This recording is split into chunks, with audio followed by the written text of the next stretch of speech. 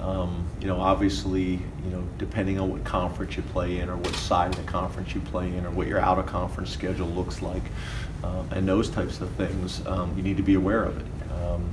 It's no different than having an awareness if you play a night game on the road or you play a whiteout nationally televised game, you probably need to make some modifications of your practice that following week.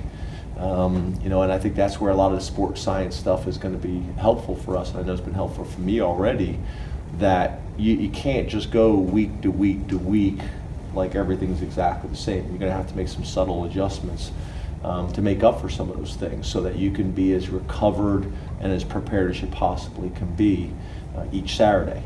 I think the other thing is obviously, you're going to have some opponents that you're going to play every year that are going to be challenging, and how do you make sure in the off season from a coaching perspective that you emphasize them.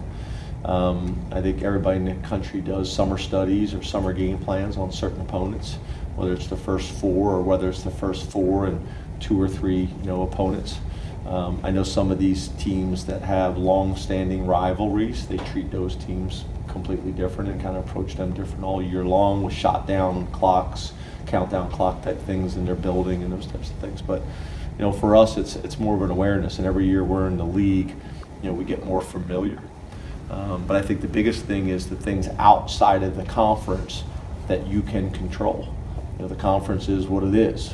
So it's all the other things outside of the conference, from a scheduling perspective, from a facility perspective, from a technology perspective, things that we can control to try to find a way to gain an edge.